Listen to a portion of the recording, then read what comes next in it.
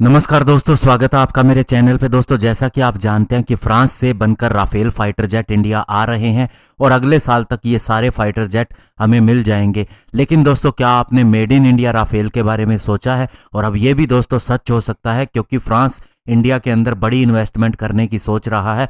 आज इसी के ऊपर बात करेंगे। चलिए दोस्तों, शुरू करते हैं। तो दोस्तों, इंडिया के अंदर एक बड़ी इन्वेस्टमेंट करने के लिए French defence giant Dassault aviation अब अपनी manufacturing specially Rafale fighter jet के लिए इंडिया के अंदर शुरू करना चाहता है। और इसके लिए दोस्तों एक नया प्रपोजल ये prime minister Narendra Modi government के आगे रख सकते हैं। और सूत्रों से पता चला है कि फ्रांस के प्रेसिडेंट के डिप्लोमेटिक एडवाइजर इमैनुअल बोन जो इंडिया आ रहे हैं, वे फ्रेंच गवर्नमेंट का ये प्रस्ताव इंडिया के आगे रख सकते हैं कि राफेल फाइटर जेट को इंडिया के अंदर बनाया जाए। और अगर इन फाइटर जेट की संख्या के बारे में बात करें तो ये कम से कम 100 फाइटर जेट हो सकते हैं जो इंडिया में बनाए जाएं। और दोस्तों, अगर Indian government Rafale fighter jet को इंडिया में बनाने के लिए नहीं भी मानती या फिर कम संख्या के अंदर राफेल फाइटर जेट की डील होती है, तो भी दोस्तों फ्रांस की ये कंपनी इंडिया के अंदर से पार्ट्स को प्रोक्योरमेंट ज्यादा संख्या के अंदर कर सकती है। यानी कि जो इसके स्पेयर पार्ट्स इंडिया के अंदर बनेंगे वो ज्यादा संख्या में यहां से प्रोक्योर कर सकती है। और दोस्तों, फ्रांस को ये पता है कि इंडिया का ऑलरेडी MMRCA के तहत 114 फाइटर जेट खरीदने का प्लान है और राफेल फाइटर जेट इंडिया के लिए सबसे बेस्ट हो सकता है। लेकिन दोस्तों, सूत्र ये भी बताते हैं कि इंडिया 36 और फाइटर जेट डायरेक्टली भी खरीद सकता है, क्योंकि तेजस MK2 के ऊपर भी काम होना है और इसके ऊपर काम हो भी रहा है।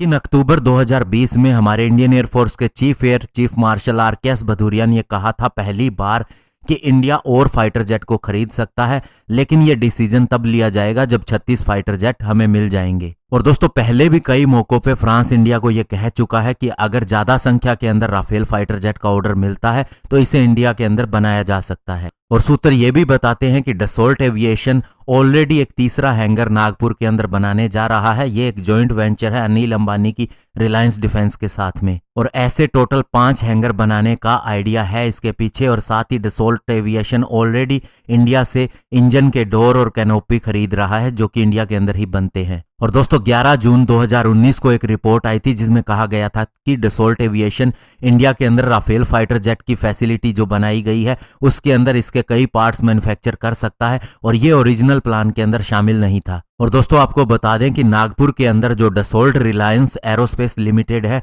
वहां पर ऑलरेडी डसोल्ट ने इसके फाल्कन जेट के डोर्स को यहां पर बनाना शुरू कर दिया था और अन्य पार्ट अभी शुरू नहीं किए थे। हालांकि इसके पीछे आइडिया ये है कि फाल्कन 2000 जेट को कंप्लीटली इंडिया के अंदर ही बनाया जाए। तो दोस्तों, ऐसे में बहुत सी नई बातें भी निकल के आ सकती हैं जब फ्रांस के एनवॉय इंडिया के अपने काउंटर पार्ट से बात करेंगे और हमारे अन्य नेताओं से बात करेंगे। लेकिन दोस्तों, ये आइडिया काफ़ी अच्छा है कि राफेल फाइटर जेट को कंप्लीटली इंडिया के अंदर बनाया जाए, लेकिन इसके लिए टेक्नोलॉजी ट्रांसफ़र होनी चाहिए, स्पेशली इंजन को लेके। धन्यवाद, जय हिंद।